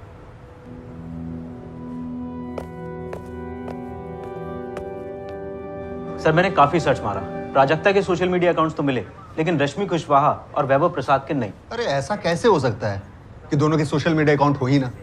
रश्मि कुशवाहा 22 साल की थी और उसके लाइफ में माँ बाप के सुसाइड से पहले सब कुछ ठीक ही था। जानवी प्रसाद ने मुझे बताया कि वैभव का सोशल मीडिया अकाउंट तो है, लेकिन उसने उस पे जानवी को कभी फ्रेंड नहीं बनाया। सर आप मुझे मेरी बात तो पूरी करने दीजिए, पहले ही चढ़ जाते हो मुझ पे। तो बताना भी नहीं, तू भी सस्पेंस क्यों बढ़ा रहा है? बोल। सर रश्मि और वैभव के भी सोशल मीडिया अकाउंट्स रहे होंगे, लेकिन उन्होंने डीएक्टिवेट कर दिए होंगे। अब तुझे ये कैसे पता चला? आजकल डीएक्टिवेटेड अकाउंट भी साइबर सेल वाले टैप करते हैं क्या? सर आप मेरी बात नहीं सुन रहे हो पूरी। चल बोल ले विनीत। सर देखिए, आपने मुझे बताया था कि रश्मि का भाई है नीलेश और नीलेश का दोस्त है गौरव और वैभव की वाइफ है जानवी। तो सर मैंने क्या किया, जानवी, नीलेश और गौरव इन तीनों के भी सोशल मीडिया अकाउंट सर्च किए, इस थॉट से कि शायद इनके पास कोई ऐसी इंफॉर्मेशन हो जो ये आप लोगों को ना बता रहे हो। कौन क्या छुपा रहा है हमसे? सर ये तो मेरे को नहीं पता, लेकिन आपने गौरव त्रिवेदी से बात किया? गौरव नीलेश का दोस्त? हाँ सर। नहीं, क्यों? क्योंकि सर गौरव त्रिवेदी की चैट हिस्ट्री में मुझे एक चैट मिली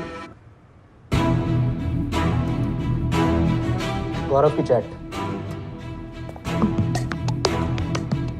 रश्मि, तुम जिस रास्ते पे चल रही हो वो गलत है। वो तुम्हें सिर्फ बर्बादी की ओर ले जाएगा। मेरी जिंदगी में इसके अलावा बचा ही क्या है गौरव? रश्मि, वैभव तुम्हें बर्बाद कर देगा। वो शादीशुदा है, तुम जानती हो। क्या फर्क पड़ता है गौरव? मुझे ये तो पता है कि वो मेरे साथ खड़ा है। अगर ये सोच रही हो कि वैभव का इस्तेमाल करके तुम तरुण बघेल से बदला लोगी, उसे बर्बाद कर दोगी, तो ये तुम्हारी भूल है। तुम अपने पैर पे खुद कुल्हाड़ी मार रही हो रश्मि। रश्मि, अपना फ्यूचर बर्बाद मत करो। वैभव का इस्तेमाल करके तरुण बघेल को बर्बाद करना, आखिर ये रश्मि चाहती क्या थी? इरादा क्या था इसका? और इस बारे में ना हमें नीलेश ने कुछ बताया, ना ही गौरव ने।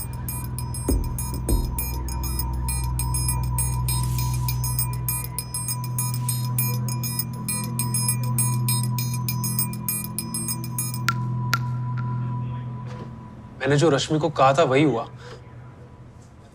वैभव के चक्कर में उसने अपनी जान ले ली। वैभव के साथ मिलकर रश्मि कैसे बर्बाद करने वाली थी तरुण बघेल को? सर, ये मैं नहीं जानता।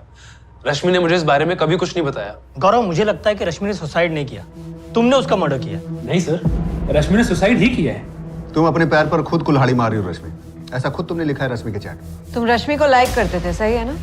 बोलो। हाँ सर, काफी टाइम से करता था। मैं रश्मि को सच में चाहता था, लेकिन उसके माँ बाबा की मौत के बाद वो अंदर से बिल्कुल टूट चुकी थी। ओम श्री पितृदेवताभ्यो नमः। ओम श्री सर्व पितृदेवताभ्यो नमः। ओम श्री विष्णवे नमः। ओम श्री विष्णवे नमः। ओम श्री विष्णवे नमः। पुष्पं सर्वयामि।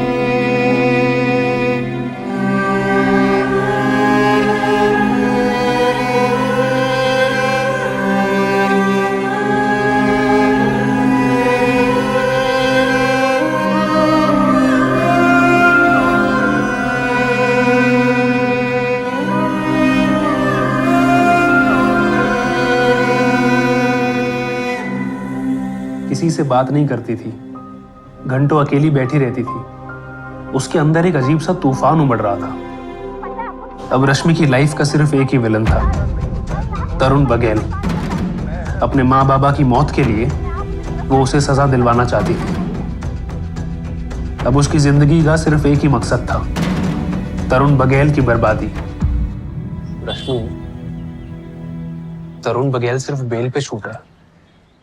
इसका मतलब ये बिल्कुल नहीं कि केस बंद हो गया है। वो पुलिस को ब्राइब देगा, उसके खिलाफ चार्जशीट कभी फाइल ही नहीं होगी। तो क्या हर दिन पुलिस स्टेशन जाके चिल्लाओगी तो वो चार्जशीट फाइल कर देंगे? पापा को क्यों ऐसे सताया तरुण बघेल ने?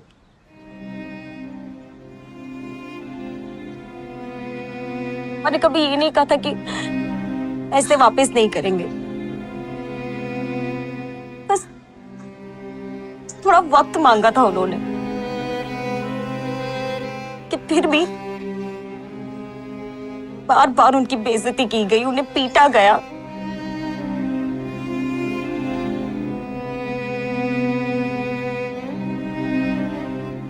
गौरव, क्या तुम मेरी मदद करोगे?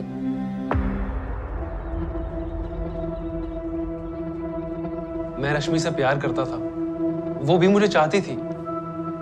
मैं उसको उस सदमे से बाहर निकालना चाहता था, लेकिन रश्मि वो निकलना ही नहीं चाहती थी।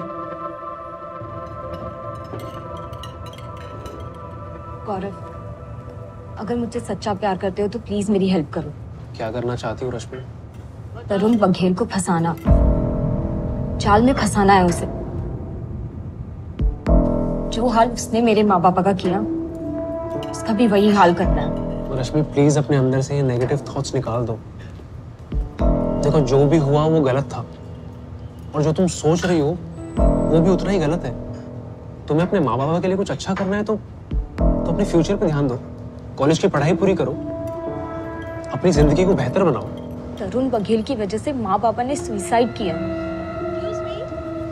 पुलिस उसका कुछ नहीं करेगी, नीलेश भैया भी कुछ नहीं करेंगे, तो क्या मैं भी चुप बैठी रहूं? नहीं, मैं नहीं छोड़ूंगी तरुण बघेल को। ये वो रश्मि नहीं थी जिसे मैं पहले जानता था। कुछ और ही बन गई थी।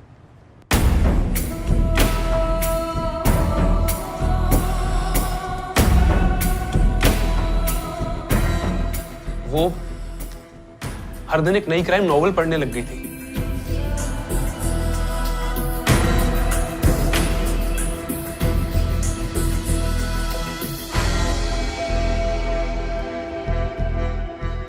क्राइम नॉवेल्स पढ़ते पढ़ते वो हर दूसरे दिन एक नया प्लान बनाने लगी। मैं ना उसे समझ पा रहा था और ना समझा पा रहा था। सर अब तो मुझे भी डर लगने लग गया था उससे। मैंने रश्मि को साफ साफ बोल दिया था कि मैं उसके किसी भी प्लान में उसकी हेल्प नहीं करूंगा। कोई बात नहीं गौरव, अगर तुम मेरे प्लान में मेरे साथ नहीं तो मेरी लाइफ में भी तुम्हारी कोई जगह नहीं। Good bye.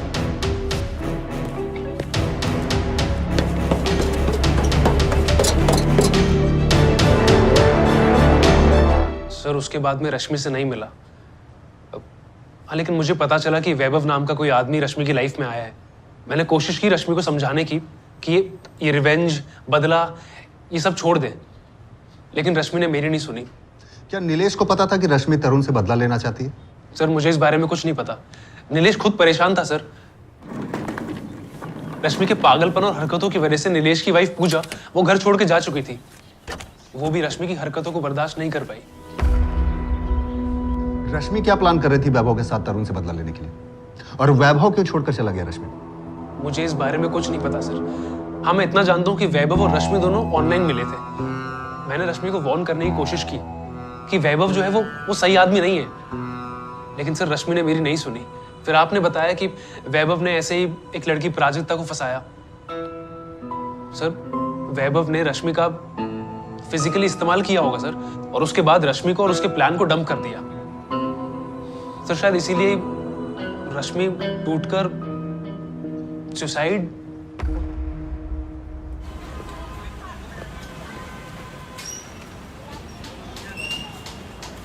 इस केस में सब के सब टूटे और बिखरे हुए हैं। सबने खुद की लाइफ की बजाई हुई है। ऐसा लग रहा है कंपटीशन चल रहा है, किसकी ज्यादा बजी हुई है। जानवी इस यूजलेस वैभव के प्यार में पड़कर अपना सब कुछ छोड़ करके भागा ही इसके साथ, और रश्मि अपने बदले की आग में लिपट गई वैभव के साथ।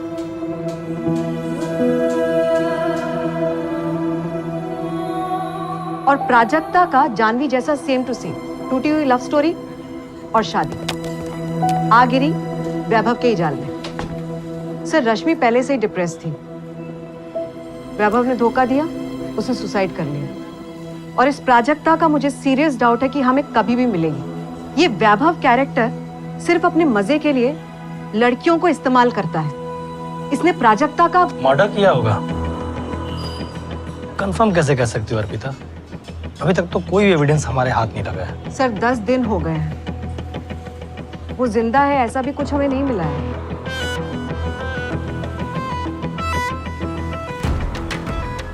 आप क्या सोच रहे हैं सर? यहाँ हम जो सोच रहे हैं वैसा कुछ नहीं है। तो फिर? तरुण बघेल। ये पूरा प्लॉट क्या है ये हमें तरुण बघेल से मिलेगा। एक काम करो, 2 कांस्टेबल लगाओ तरुण बघेल के आसपास, साय की तरह 24 घंटे रहे उसके इर्द। तरुण बघेल, आपको भी लगता है कि ये सब उसका ही किया धरा है?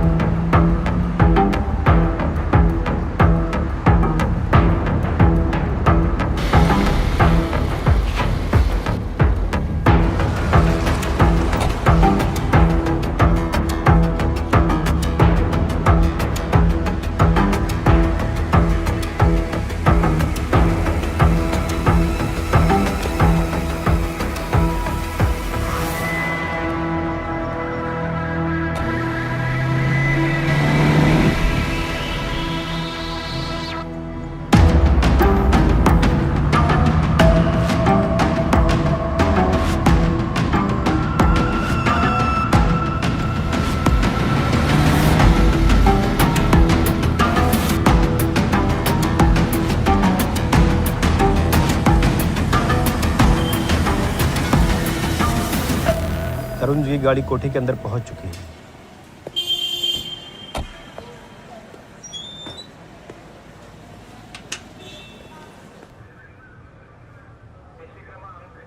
सर 3 दिन हो गए तरुण बगल पर नजर रखते हुए, अभी तक कुछ भी हाथ नहीं लगा। मिलेगा रुपेश, 100% मिलेगा। इंतजार करना होगा, चूहा अपने बिल से बाहर निकलेगा। ये बुक रश्मि के कमरे से मिली।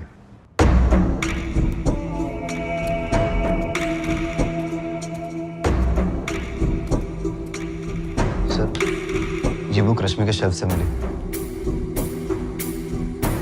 इस बुक में क्या है सर? ये पूरा का पूरा प्लॉट इस बुक से उठाया गया।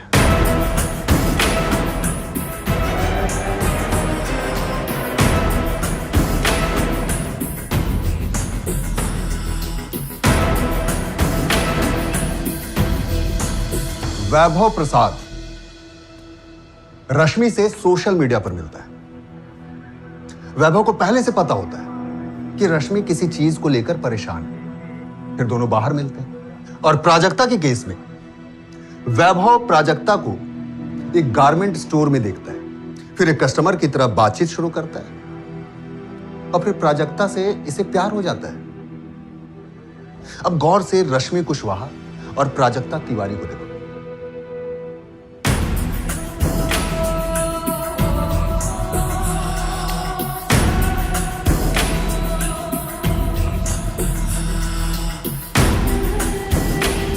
रश्मि ने सुसाइड क्यों किया और रश्मि कुशवाहा ने अपने सुसाइड नोट में तरुण बघेल के साथ साथ वैभव प्रसाद का नाम क्यों मेंशन किया?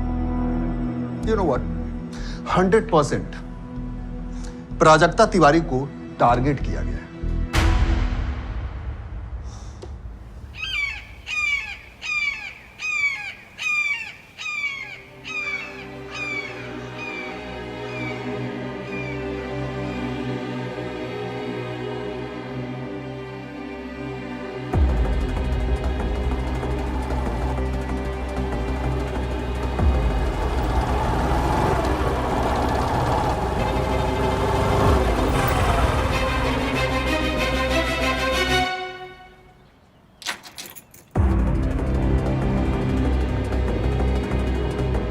सर, यही है हमारा target. Black bike, black helmet.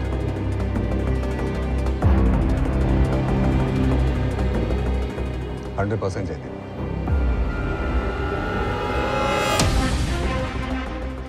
Sir, जाल फेंक दो। रुपेश, 3 तक गिनो और फेंक दो।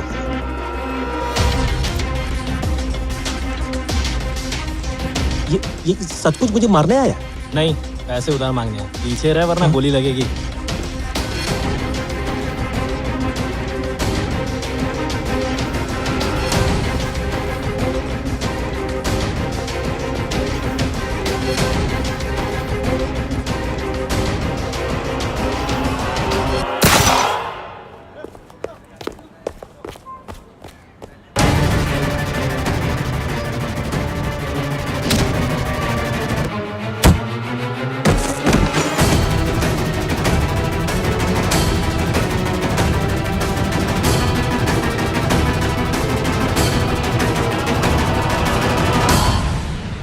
हमें शायद प्राजक्ता कभी नहीं मिलेगी, लेकिन वैभव प्रसाद मिलेगा।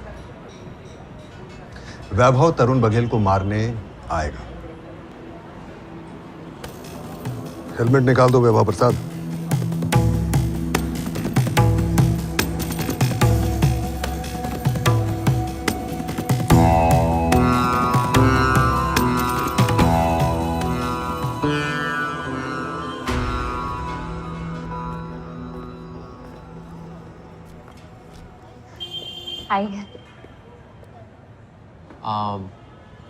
तुम्हारे लिए एक सरप्राइज है।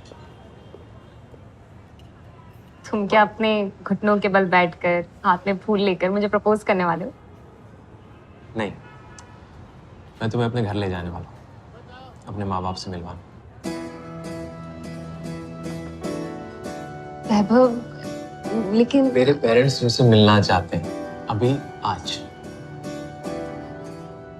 तुमने उन्हें बताया क्या कि मेरा एक 5 साल का बेटा है आरफ? पता है मैंने सब बता दिया तुम्हारे बारे में। तुमने मुझे पहले क्यों नहीं बताया? मैं कम से कम कुछ। अरे पहले बताया अभी बताया क्या फर्क पड़ता है? तुम्हें क्या लगता है मैं तुम्हारे साथ यूं ही टाइम पास कर रहा हूँ? मैं सीरियस हूँ प्राजक्ता, शादी करना चाहता हूँ तुमसे। मैं उस जतिन जैसा नहीं हूँ और ना कभी वैसा बनूंगा।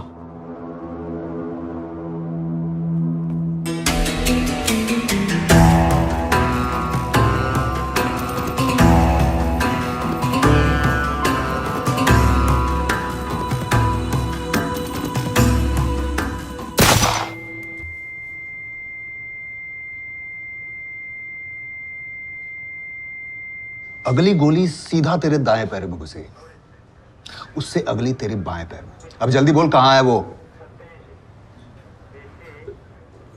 सर वो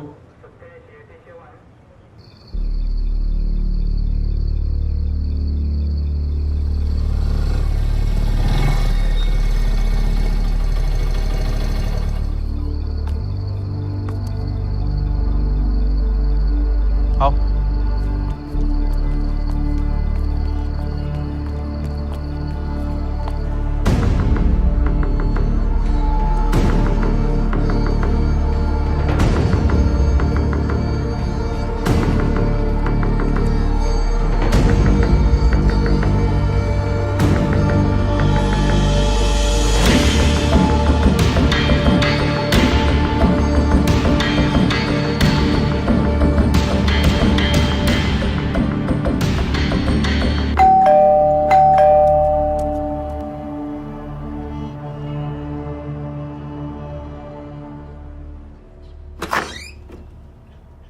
मार दिया उस हरामी को।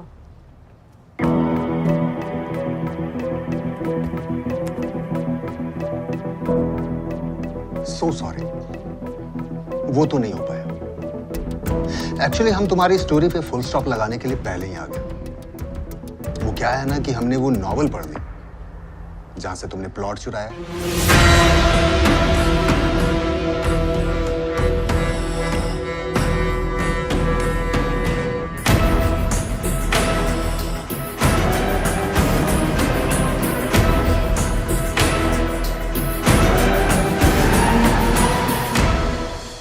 लगभग तुम्हारे ही हाइट की है। कैसे फंसाओगे इसे? फंस चुकी है, मेरे साथ कॉफी डेट पे आ रही है। 2 दिन में शादी के लिए भी तैयार हो जाएगी।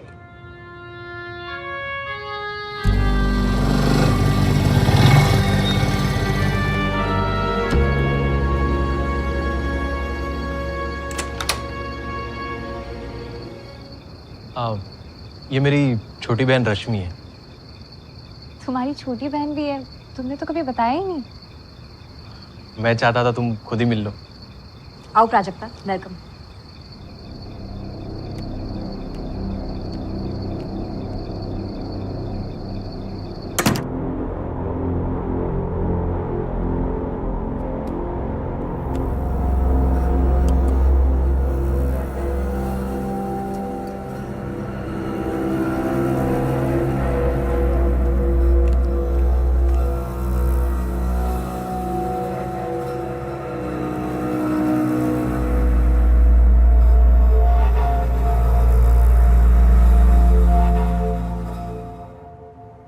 तुम्हारे पेरेंट्स नहीं दिख रहे हैं? वो बाहर गए, बस आते होंगे।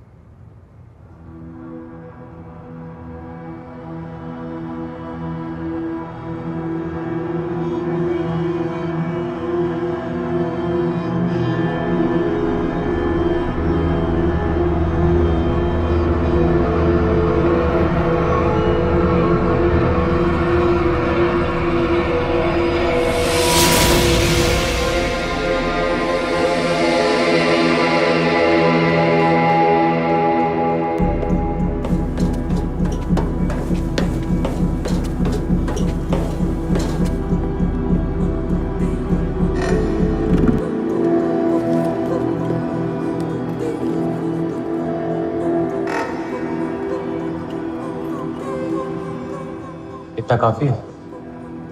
एक काफी है नीलेश भैया और गौरव को जलाने के लिए।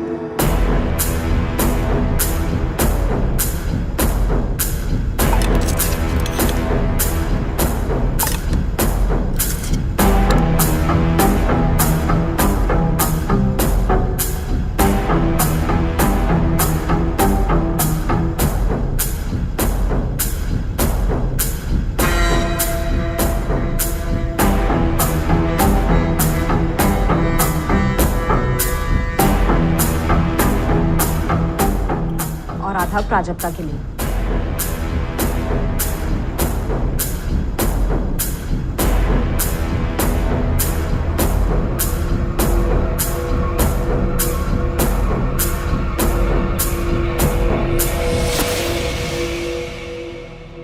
और एक सेफ्टी के लिए। हमारा भाई और उसके दोस्त डिनर करने कितने बजे आने वाले हैं? 8 बजे तक आनी चाहिए। तुम टेंशन मत लो, मैं सब संभाल लूंगी। 9 बजे तक वो सो चुके होंगे। तुम प्राजक्ता को तब तक ले आना।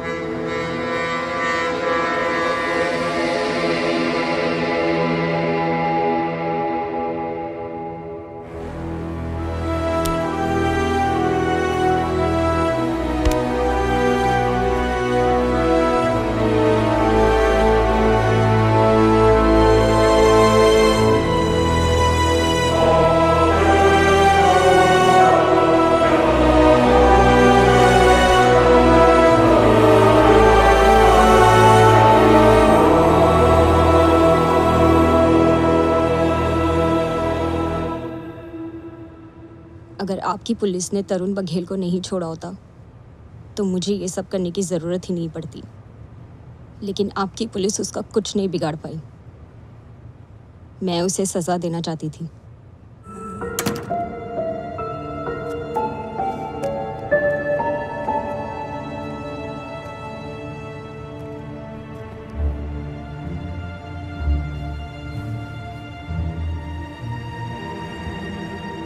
रश्मि, मैं प्यार करता हूं तुमसे।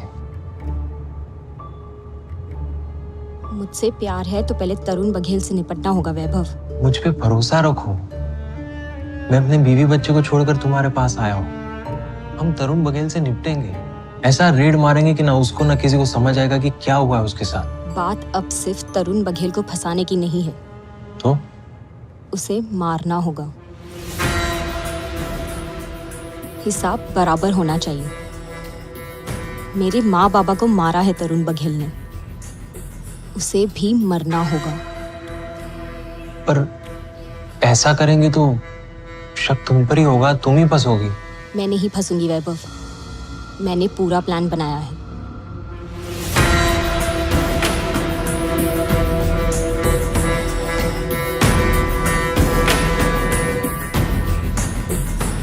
मेरी तो डेथ हो चुकी होगी, उसके बाद तरुण को मारना है। ये कैसा प्लान? किसी और को मारना होगा मेरी जगह, किसी और लड़की को, ताकि पुलिस रिकॉर्ड्स में मैं जिंदा ही ना रहूं।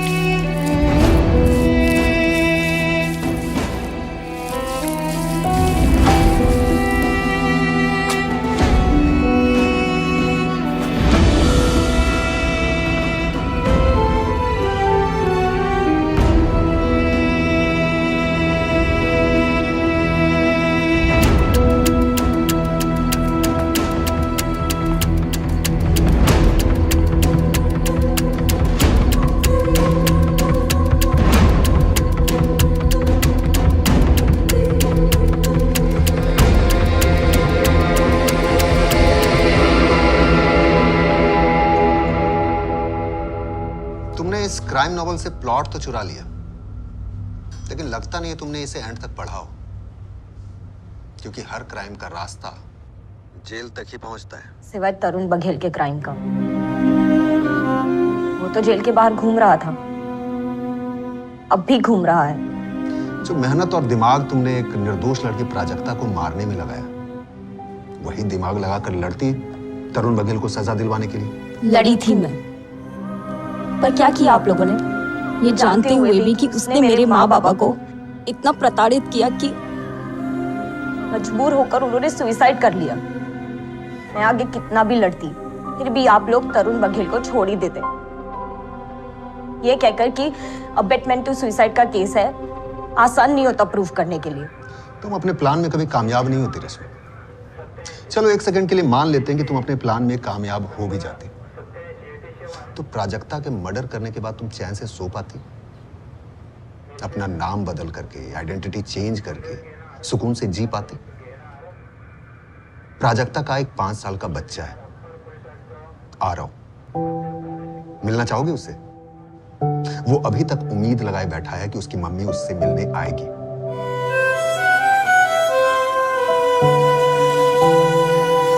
तू साला हरामी, अपनी वाइफ जानवी की लाइफ बर्बाद की, प्राजक्ता का मर्डर किया, और तू इस रश्मि के साथ तरुण बघेल को मारकर अपनी नई लाइफ शुरू करना चाहता था।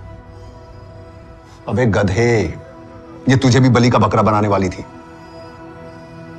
इसने तेरा नाम सुसाइड नोट में मेंशन किया था। तरुण बघेल को तू जैसे ही मारता, ये तुझे भी पवेलियन भेजने वाली थी। नहीं, आप झूठ बोल रहे हैं रश्मि। अरे पढ़ तो लेता ये नॉवेल जहां से इसने प्लॉट चुराया है।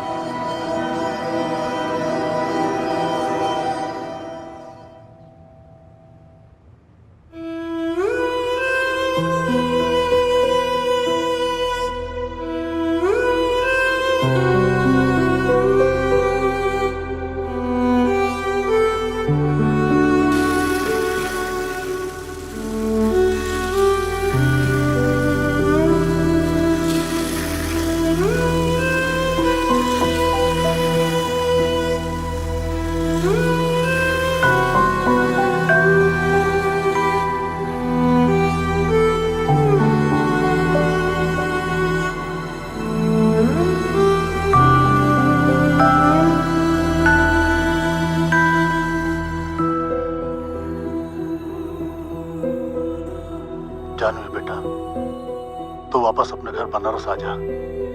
अच्छा हुआ वैभव ने तुझे छोड़ दिया, वरना ना जाने तेरे साथ भी वो क्या करता।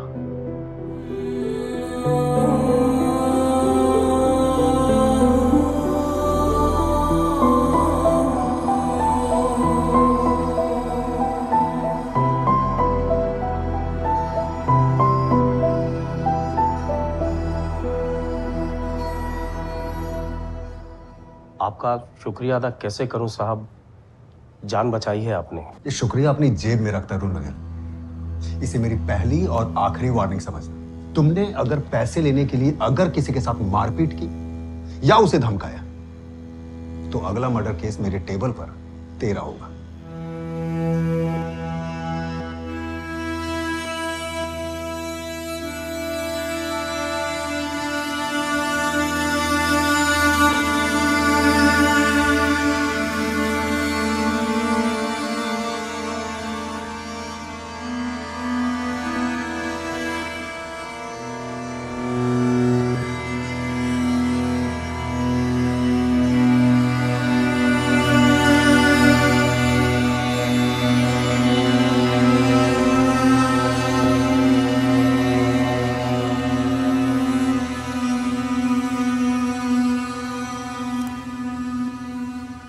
कई बार किसी अपने को खोने का दर्द इतना बढ़ जाता है